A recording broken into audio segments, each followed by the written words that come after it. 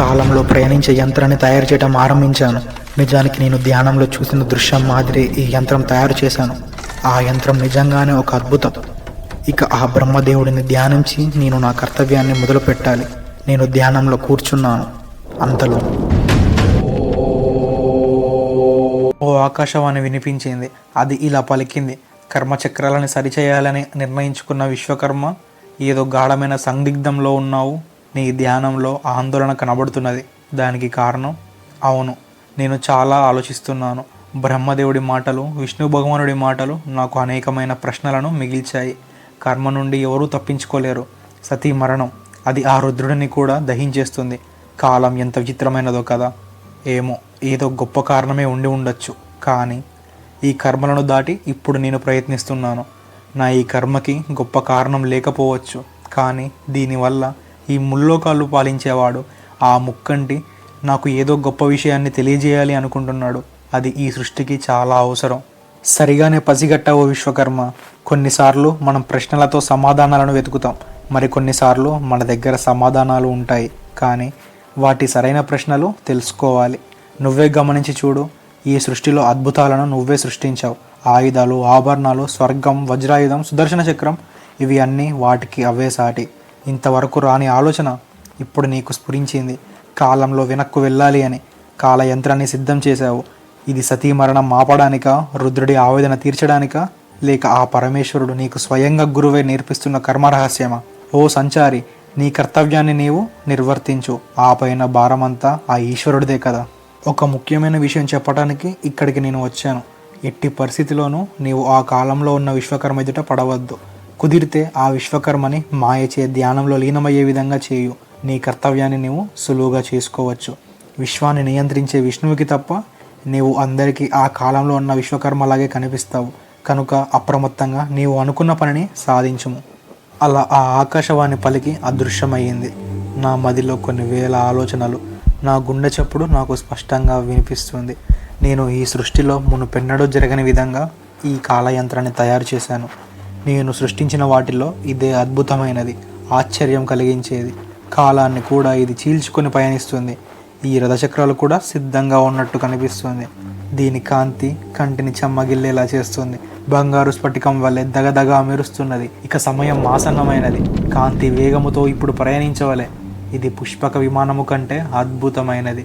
మనసులో బ్రహ్మని, విష్ణువుని, ఆ పరమేశ్వరుడిని స్మరించుకొని నా ప్రయాణాన్ని ఆరంభించాను. సతీరక్ష విధానం ఆరంభ, త్రికాల సత్యం పునరుత్థానం. ఒక దట్టమైన అడవిలోకి నేను వచ్చాను.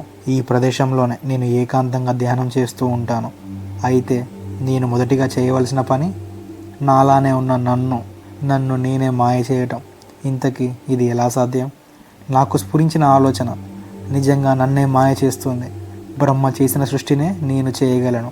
ఈ విశ్వాన్ని కూడా, దానిలో బ్రహ్మలోకం, స్వర్గం, ఇంకా దక్షుడు, సరదాగా చెప్పాలంటే విష్ణు రూపాన్నే నేను చేయగలను. చూసేవారికి అనుమానం కూడా రాదు. అయితే నా తక్షణ కర్తవ్యం మరో బ్రహ్మను సృష్టించడమే. ఆ మాయ బ్రహ్మ పాత్ర ఇక్కడ ఉన్న విశ్వకర్మని మాయ చేసి ధ్యానంలో లీనమయ్యే విధంగా చేయటమే. నేను కొంచెం దూరంలో ఉండి జరుగుతున్న సన్నివేశాన్ని గమనిస్తున్నాను. ఆ మాయ బ్రహ్మ నాలానే ఉన్న నా దగ్గరకు వచ్చి దర్శనమిచ్చాడు. నేను ఆ ప్రభువుకు సాష్టాంగ ప్రణామం చేశాను. ఆ ప్రభువు నాకు ఇలా సెలవిచ్చారు: నాయనా విశ్వకర్మ, ఈ సృష్టిలో రానున్న కాలంలో కొన్ని సంఘర్షణలు జరగబోతున్నాయి. ఆ తర్వాత పరిస్థితులు చక్కబడి లోక కళ్యాణం జరుగుతుంది. సృష్టి, స్థితి, గతి పరిపూర్ణమవుతుంది. అంతవరకు నీవు ఒక పని చేయవలసి ఉంది. నా మాట వింటావని నమ్ముతున్నాను. దీనికి నువ్వే సమర్థుడవు. అప్పుడు నేను ఇలా అన్నాను: స్వామి, ధన్యుడను. ఊరికే రారు మహానుభావులు తాము అదముల ఇంటి కడకు. కారణములు ఎల్లా మంగళముల కొరకే. మీరు నాకు ఇచ్చినది ఆదేశం కాదు స్వామి, నా బాధ్యత. నేను తప్పకుండా దానిని నిర్వర్తిస్తాను. ఇంతకీ అదేమిటో తెలుపండి. సృష్టిలో సంఘర్షణలు అని ఏదో అన్నారు, అది ఏమిటి? మాయబ్రహ్మ ఇలా పలికాడు: నాయన, సరైన కాలంలో ఆ విషయం నీకే తెలుస్తుంది. నీ కర్తవ్యం కఠినమైన సాధన. నీవు ఆ శివుడి కొరకు తక్షణమే తపస్సు చేయనారంభించాలి. రానున్న కాలంలో నీకే అన్ని విషయాలు అర్థమవుతాయి. అంతవరకు సెలవు. ఆ స్వామి నా కర్తవ్యాన్ని తెలిపి అదృశ్యమైపోయాడు. వారేవా, ఈ మాయబ్రహ్మ నా పనిని చాలా తేలిక చేశాడు. ఈ విశ్వకర్మ ఇక ఆ అడవిలో ఘోర తపస్సులో లీనమైపోయి ఉంటాడు. నేను ఇప్పుడు అందరికీ ఇతనిలానే కనిపిస్తాను. ఒక్కరికి కూడా అనుమానం రాదు. ఆ విశ్వాన్ని నియంత్రించే విష్ణుమూర్తికి తప్ప. కొంచెం ఇప్పుడు నా మనస్సు కుదుట పడింది. నా కర్తవ్యాన్ని నేను మొదలు పెట్టవచ్చు. ముందుగా ఎక్కడికి వెళ్ళాలి? కైలాసంలో ఉన్న సతీరుద్రుల దగ్గరికి వెళ్దామా, లేక కుట్రతో రుద్రుడిని యజ్ఞానికి ఆహ్వానించని ఆ దుష్టబుద్ధి మాయ ఆవరించి ఉన్న దక్షుడి దగ్గరికి వెళ్దామా? అసలు దక్షుడు ఎందుకు ఆ రుద్రుడిని ఆహ్వానించలేదు? ఎందుకు అంత ఆగ్రహం నా తండ్రి మీద? ఇలా నా ఆలోచనలతో పాటు నేను ఆ అడవిలో గందరగోళంలో పడిపోయాను. దీని నుంచి బయటపడేందుకు ఏ దారి కనిపించకపోతుందా అని ఆలోచిస్తున్నాను. ఇంతలో ఒక సేవకుడు పలకరించాడు. అతను దక్షుడి సేవకుడు. అతడే సప్త ఋషులలో ఒకడైన భృగు మహర్షి. ఏంటి విశ్వకర్మ, సుదీర్ఘంగా ఏదో ఆలోచిస్తున్నావు? నా రాకను కూడా గమనించలేదు. ఏమిటి ఈ విషయవాంఛ? అలా ఏమీ లేదు భృగు మహర్షి. దక్షుడి యజ్ఞం గురించే ఆలోచిస్తున్నాను. నా కర్తవ్యమే సభను అద్భుతంగా అలంకరించడం కదా. అంతే కదా మరి. నీ రాకకు దక్షుడు వేచి చూస్తున్నాడు. మేము అందరం కూడా నీవు చేసే అద్భుతాలను చూసేందుకు ఎదురు చూస్తున్నాము. తక్షణమే నిన్ను నాతో తీసుకురమ్మని దక్షుడి ఆజ్ఞ. ఇక మనం బయలుదేరదామా? అయితే నా ప్రయాణం ముందు దక్షుడి దగ్గరకు అన్నమాట. మనం ఒక్కడుగు ధైర్యంగా ముందుకు వేస్తే సమస్త విశ్వం నీ మార్గాన్ని నిర్దేశిస్తుంది. ఇప్పుడు నా గమనంలో మొదటి అడుగు ఇదే. భృగు మహర్షితో సమ్మతించి దక్షుడి ప్రదేశానికి బయలుదేరాము. కన్కల్లో దక్షుడి రాజ్యం సుభిక్షంగానే ఉంది. ఎంతైనా బ్రహ్మదేవుడి కుమారుడు కదా. ప్రజాపతి దక్షుడికి ఒక్క రుద్రుడి మీదనే ఎందుకో చిన్న చూపు. ఆ విషయం సూక్ష్మంగా తెలుసుకుందాం. తన 27 మంది కూతుర్లను చంద్రభగవానుడికి ఇచ్చి కన్యాదానం చేశాడు. సాక్షాత్తు ఆ ఆదిశక్తి అవతారమైన సతి అంటే దక్షుడికి చాలా ఇష్టం. కానీ ఒక్క రుద్రుడి విషయంలోనే అతను మూర్ఖుడిలా ఉన్నాడు.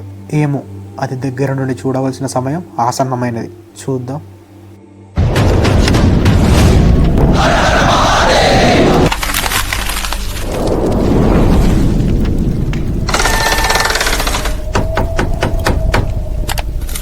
And always thanks for watching. Do subscribe my journey SG. సర్వం శివం జగత్. మీరు కొంచెం సబ్స్క్రైబ్ చేయడం వల్ల నాకు కొంచెం మోటివేషన్లో ఉంటుంది, సపోర్ట్లో ఉంటుంది. So do subscribe and thanks again.